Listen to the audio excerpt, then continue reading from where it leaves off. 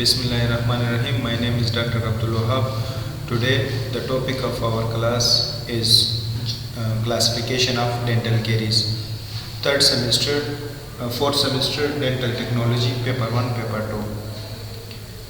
अच्छा, आज हम पढ़ेंगे जेवी ब्लैक क्लासिफिकेशन। जेवी ब्लैक एक साइंटिस्ट था, उसने केरीज को जब क्लासिफाई किया था कि केरीज कौन सी जगह पे प्रेजेंट होगी, टूथ के कौन से सरफेस पे होगी, तो उसको हम किस कैटेगरी में क्लासिफाई करेंगे। ठीक है, तो उसके बारे में जेवी ब्लैक ने क्लासिफिकेशन दी थी।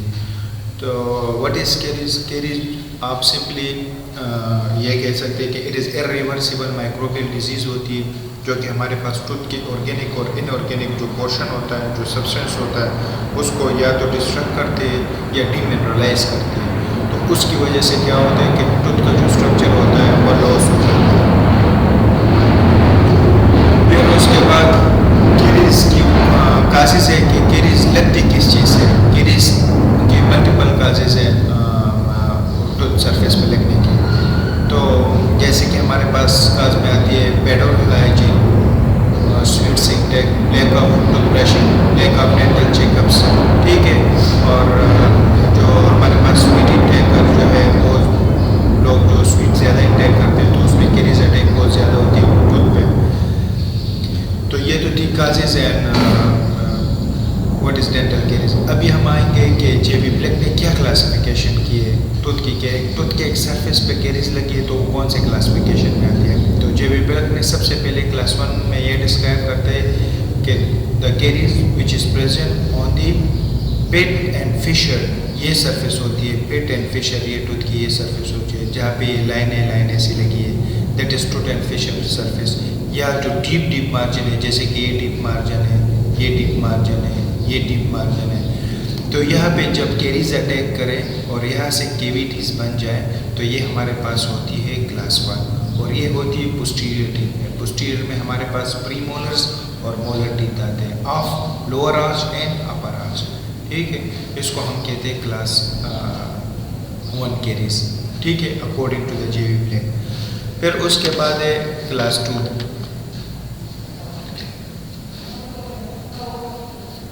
क्लास 2 वो केरीज होती है जो कि हमारे पास होती है पोस्टीरियर टीथ में, लेकिन या mesial side of posterior teeth या distal side of posterior teeth. जैसे कि लीजन या carious lesion seen on the proximal और डिस्टल एस्पेक्ट ऑफ टूथ, या प्रोक्सिमल या डिस्टल साइड पे हो लेकिन पोस्टीरियर टीथ में हो, अपर और लोअर टीथ, तो उसको हम कहते हैं क्लास 2। जैसे कि आप इस पिक्चर में देखें, this is proximal surface of posterior teeth. ठीक है, प्रोक्सिमल कहते हैं कि एक टूथ दूसरे टूथ के साथ जो जुड़ा हुआ है।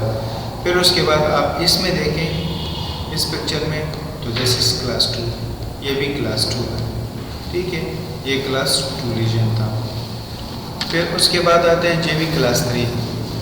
क्लास 3 में वो ये बताता है कि the lesion involving proximal aspect of incisor teeth. कहते हैं कि वो लीजन, वो केरियस लीजन जो सिर्फ इंटीरियर टीथ को इन्वॉल्व करे लेकिन मीजियल और distal side of interior teeth, लेकिन इंसाइजर एज इन्वॉल्व ना हो, क्योंकि ये इंसाइजर एज क्लास 4 में फिर इन्वॉल्व होता है। अगर इंसाइजर एज इन्वॉल्व नहीं है और लीजन प्रेजेंट है, इसको हम कहते हैं क्लास 3।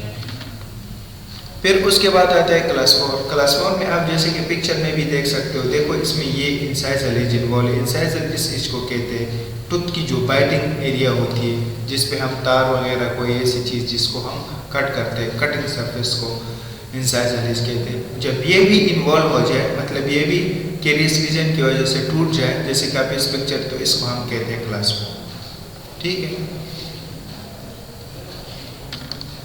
फिर आती है क्लास 5। क्लास 5 वो लीजन होता है जो कि हमारे पास जंजाइवल मार्जिन पे प्रेजेंट होते हैं। जैसे कि ये टूथ के इर्द गिर्द मार्जिन जंजाइवा है और ये हमारे पास लीजन है, तो इसको हम क्लास 5 लीजन कहते हैं। ठीक है, और इस पिक्चर में भी आप देखें तो दिस इज क्लास 5 लीजन। कहते हैं कि वो ये लीजन होता है जो कि हमारे पास जंजाइवल मार्जिन या नेक ऑफ टूथ पे प्रेजेंट होता है। फिर आती है लास्ट में क्लास 6 केरीज।